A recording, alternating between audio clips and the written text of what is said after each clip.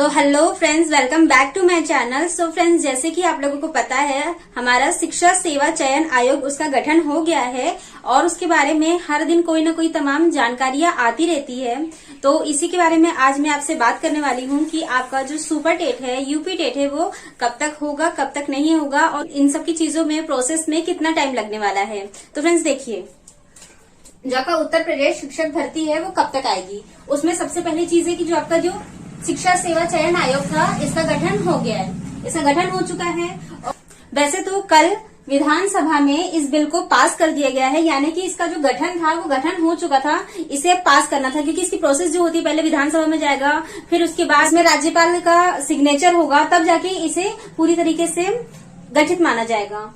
तो इसमें यह है कि जो विधानसभा में इसके बिल को पास कर दिया गया है और आज जो है मानसून सत्र का दूसरा दिन है।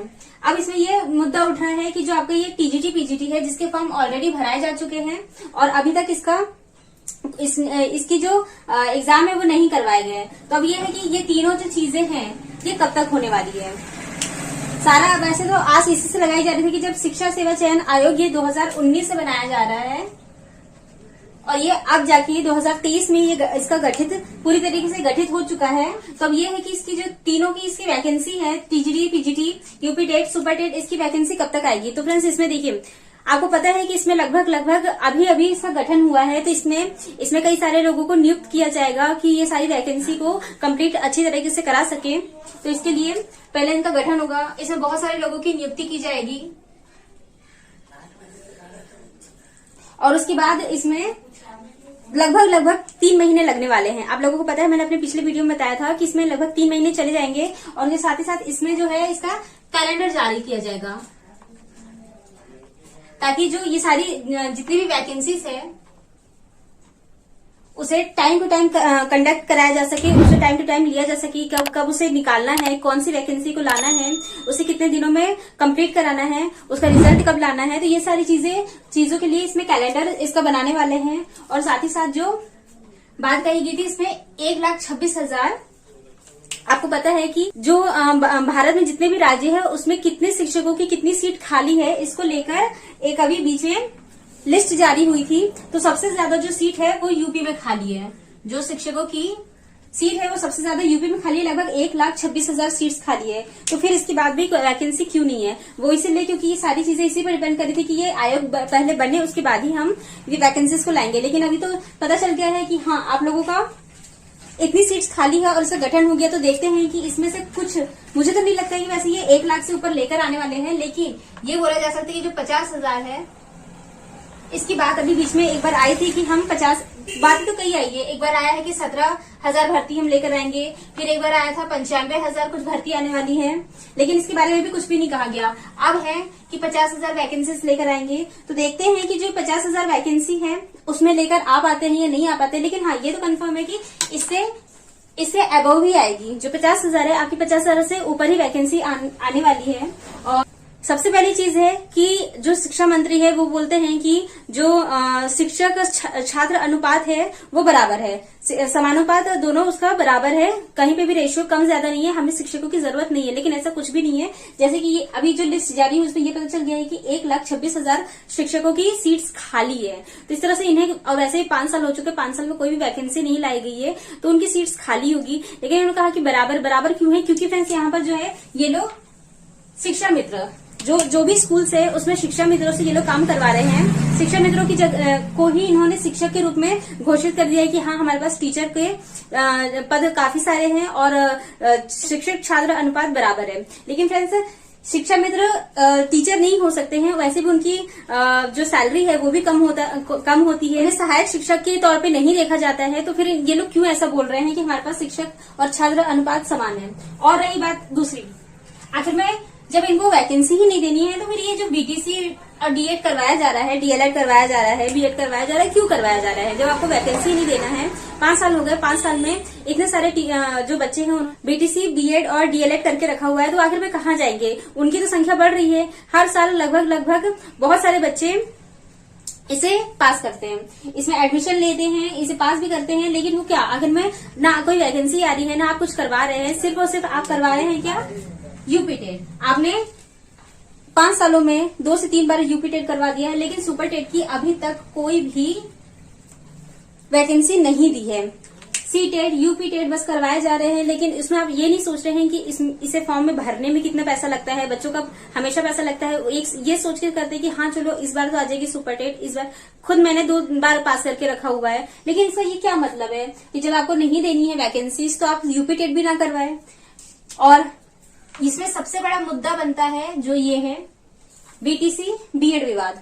इसकी वजह से जो आपका केवीएस है, केवीएस का पीआरटी की वैकेंसी अभी रुकी हुई है, इसका कोई भी अभी तक रिजल्ट नहीं आया है। उसके साथ ही साथ अभी आपने देखा होगा जो बिहार है, बिहार में भी एक केस कर दिया गया है कि बिहार में जो प्राइमरी है उसमें बीएड वालों को बाहर किया जाए या फिर उनको अलाउ कैसे किया गया, क्योंकि जब तक अभी तक बीटीसी बीएड विवाद पर कोई भी केस की सुनवाई नहीं हुई है, अभी तक कोई रिजल्ट नहीं आया है, तो फिर आप कैसे बिहार में जो बीएड वाले हैं उन्हें प्राइमरी में आप अलाउ कैसे कर सकते हैं। वैसे तो ये उनका मुद्दा है, देखते हैं उसमें क्या होता है। वो उनको तो पहले तो वेट करना चाहिए था या फिर उन्हें भी एक नोटिस बता देना चाहिए कि हाँ ये सब चीजें भी सुप्रीम कोर्ट पर निर्भर करती है, उनका जो फैसला होगा उसी के अनुसार हम इस वैकेंसी में आपको अलाउ करेंगे, नहीं तो नहीं करेंगे। लेकिन फिलहाल उन्हें एग्जाम देने के लिए तो कह दिया गया है, उन्हें अलाउ कर दिया गया है, लेकिन देखते हैं कि जब एग्जाम हो जाता है और उसके बाद उसका रिजल्ट आता है तो क्या उन्हें अलाउ किया जाता है या नहीं किया जाता है। फिलहाल तो सारी चीजें है बीटीसी बीएड विभाग पर ही अटकी हुई है।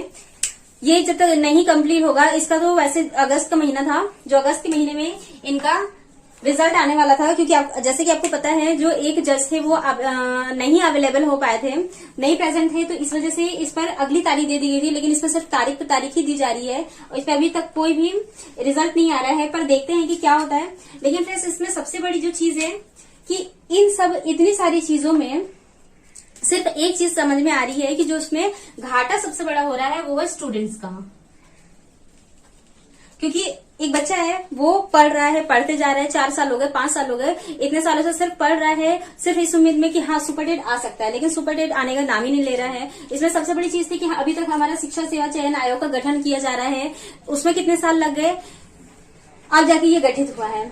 शिक्षा सेवा चयन आयोग है, उस मानसून का दूसरा दिन है, उसमें विधानसभा में कल बिल पास कर दिया गया था, लेकिन इसमें अभी तक फिर भी सरकार ने जो सुपर टेट वैकेंसी है या फिर कोई भी वैकेंसी के बारे में बात नहीं की गई है, इसके बारे में कोई मुद्दा ही नहीं उठाया गया है। इसमें एक वर्ड नहीं कहा गया है कि हाँ हम इसे पारित करेंगे, आगे लेके चलेंगे, इस वैकेंसी को हम लेकर आएंगे, कुछ इसके बारे में कुछ बात ही नहीं की गई। लेकिन यहाँ पर जो विपक्ष नेता थे, विपक्ष नेता ने, अगर आप चाहें तो जाके टीवी में न्यूज में आप देख सकते हैं, उनका वीडियो पड़ा हुआ है, आप देखिए विपक्ष ने ये मुद्दा उठाया है कि जो ये वैकेंसीज थी इसमें जो 1,26,000 जो लिस्ट जारी हुई है उसमें ये बताया गया कि 1,26,000 वैकेंसी सीट्स खाली है शिक्षकों की, तो उसमें नियुक्ति क्यों नहीं की गई है, 5 साल हो गए नियुक्ति क्यों नहीं की गई है, और उसके अलावा अभी क्यों नहीं कोई भी वैकेंसी लेकर आई जा रही है। तो विपक्ष ने इस पर बात उठाई है, तो देखते हैं कि इस पर क्या फैसला आता है, ये लोग क्या करते हैं क्या नहीं करते हैं। लेकिन ये तो कंफर्म हो चुका है कि हाँ आपकी जो सबसे पहले अगर वैकेंसी आती है तो उसमें जो टीजीटी पीजीटी है उसे क्लियर करवाया जाएगा, क्योंकि इसका फॉर्म भर के रखा जा चुका है, पर लेकिन इसका एग्जाम नहीं करवाया गया है। उसके बाद आपका यूपी टेट होगा, उसके बाद ही सुपर टेट आ सकता है। लेकिन फ्रेंड्स इसमें सबसे बड़ी चीज है कि आप लोगों को क्या करना होगा, आप लोग अपनी पढ़ाई में अभी से तैयारी करना शुरू कर दीजिए, क्योंकि आपको पता है कि जब 69,000 भर्ती आई थी तो उसमें सिर्फ और सिर्फ 45 डेज मिले थे, 45 डेज मिले थे, और ये लोग कुछ नहीं करेंगे, सिर्फ 45 दिन का मौका मिला था पिछली बार, लेकिन इस बार ये लोग भी, इस बार भी हो सकता है ये लोग टाइम ना दें। अभी से इतनी सारी प्रक्रिया हो रही है, वो लोग सोच रहे हैं कि आप लोग की तैयारी में लगे हुए हैं, लेकिन फ्रेंड्स जो भी बैठा हुआ है वो अपनी तैयारी में लग जाए, क्योंकि ये तुरंत वैकेंसी लेकर आएंगे। वैसे तो ये 3 महीने इसकी प्रोसेस चलेगी, जो भी शिक्षा सेवा चयन आयोग है इसका जो गठन हो गया है, तो सबसे पहले इन्हें प्रयागराज, जिसका आपको पता है कि मुख्यालय होने वाला है, वहां इसकी बिल्डिंग स्टैब्लिश की जाएगी। फिर जितनी भी नियुक्तियां होगी उसमें करवाने वाले जो भी होंगे, वैकेंसीज कंडक्ट करवाने वाले जितने भी लोग होंगे उनकी नियुक्तियां करवाने वाले ये लोग। उसके बाद इसमें लगभग 3 महीने का समय जाने वाला है, उसके बाद ही आपकी ये सारी चीजें वैकेंसीज क्लियर होगी, तो उसमें भी आपको इसमें ज्यादा टाइम नहीं मिलेगा। अगर आप सोच रहे हैं कि 3 महीने बहुत है, तो 3 महीने बहुत ज्यादा नहीं है, 3 महीने के बाद तुरंत कभी भी आ सकती है। वैसे भी आपको पता है कि जो 2024 है, 2024 में लोकसभा के चुनाव होने वाले हैं, लोकसभा के चुनाव से पहले ही वैकेंसी आ सकती है। अगर हम मान के चले तो ये बहुत अच्छी चीज होगी कि उसके पहले वैकेंसी दे दें। लेकिन फ्रेंड्स ये लोग एग्जाम करवा सकते हैं, आपको एग्जाम में टाइम नहीं देंगे। रिजल्ट भले लाने में देर कर दे, क्योंकि आपको पता है जब 69,000 वाली भर्ती आई थी तो उसमें 2020 में इसका जब कोरोना टाइम चल रहा था उसके बीच में इन लोगों ने नियुक्तियां करवाई थी कि बहुत से बच्चे वहां प्रेजेंट हो पाते। आपको पता है लॉकडाउन लग रहा था तो उसमें ट्रेन बंद थी, कोई एक स्टेट में था दूसरी स्टेट में था, तो इस तरह से उनका आना जाना पॉसिबल नहीं था। इस वजह से इन लोगों ने ऐसे टाइम में वैकेंसी को क्लियर करवाया था, नियुक्तियां दी थी जब लोग अवेलेबल नहीं हो पाते। इस वजह से बहुत सारे लोग नहीं आ पाए थे। तो ऐसा इस बार भी हो सकता है कि आप लोगों को एग्जाम में ज्यादा टाइम ना दे, भले ही वैकेंसी नियुक्ति देने में टाइम लगा दे, लेकिन एग्जाम लेने में ये लोग ज्यादा वक्त नहीं लगाएंगे। तो आप लोग अभी से अपनी तैयारी में लग जाए।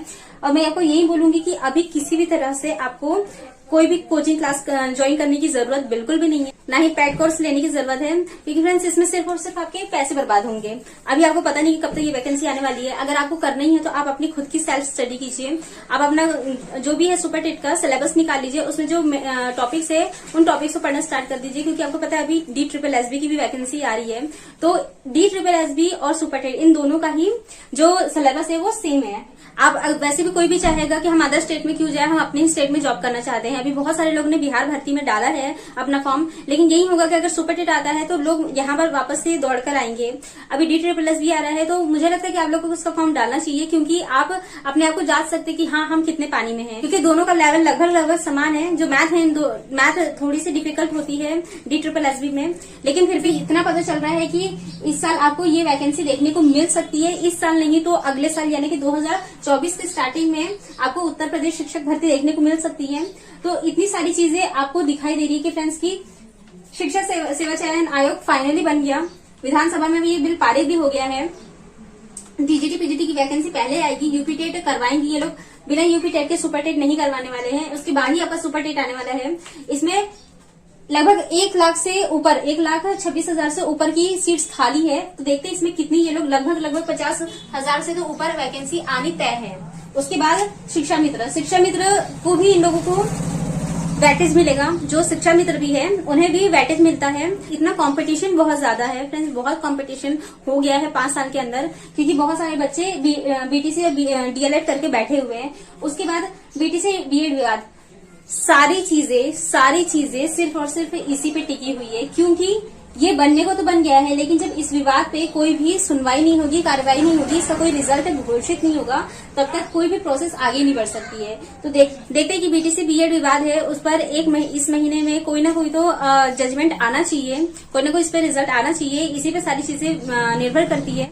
तो फ्रेंड्स यही था जिसके बारे में मुझे आपसे बात करनी थी, और देखते हैं कि ये सारी प्रोसेसिंग कब तक चलती है, कब तक वैकेंसी आती है। लेकिन आप अपनी पढ़ाई में लगे रहे, अपनी कंटिन्यूअसली अपनी स्टडी करते रहे, एटलीस्ट सेल्फ स्टडी जरूर कीजिए। और मेरे चैनल पर आप ऐसी ही आने वाली वीडियोस के लिए बने रहें। मिलते हैं मेरे नेक्स्ट वीडियो में। Till then stay happy, stay healthy, bye.